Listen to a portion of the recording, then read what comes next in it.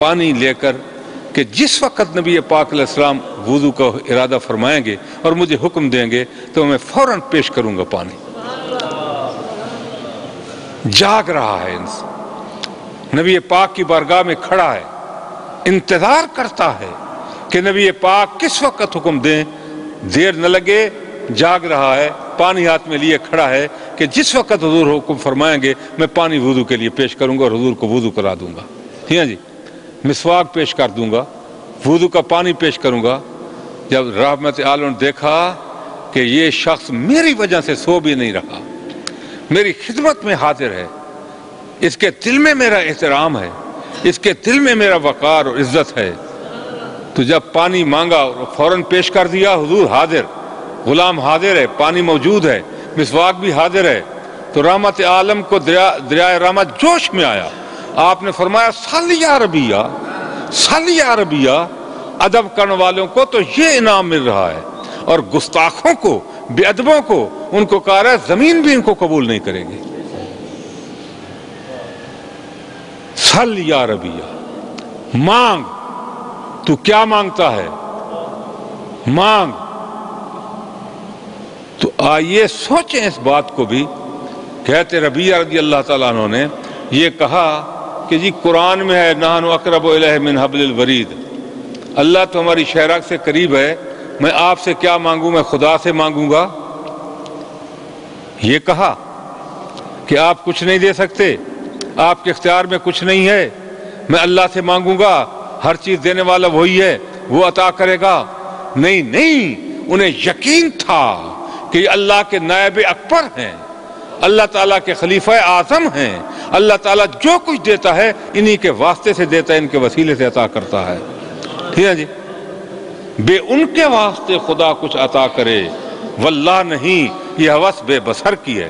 کوئی اندھا یہ خیال کرتا ہوگا، ورنہ یقین فرماؤ جو نبی پاک کو ماننے والا ہے، میرے آقا کا غلام ہے، ایماندار ہے، وہ تو یقین کرتا ہے کہ اللہ تعالیٰ جو کچھ دیتا ہے اپنے پیارے محبوب کے صدقے میں دیتا ہے۔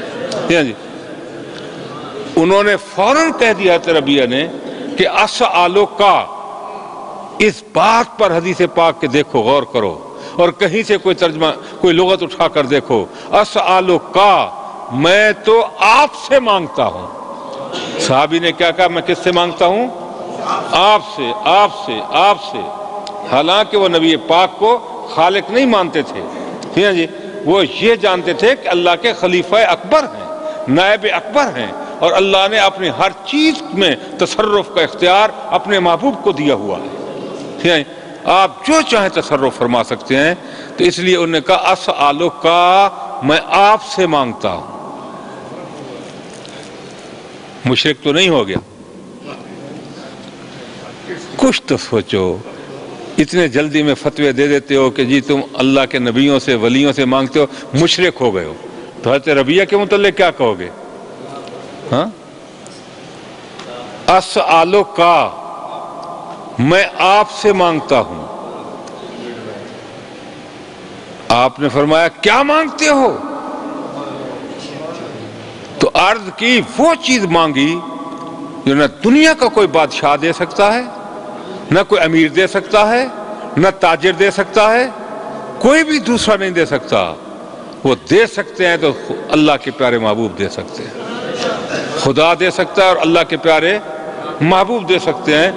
سوال کیا کیا، اسألو کا مرافقتو کا فی الجنہ، یا رسول اللہ جس طرح آج آپ کے قدموں میں کھڑا ہوں، کل جنت میں بھی اسی طرح آپ کے قدموں میں کھڑا ہونا نصیب ہو جائے۔ جس طرح آج آپ کی غلامی کر رہا ہوں، اسی طرح جنت میں بھی غلامی کا شرف مجھے مل جائے۔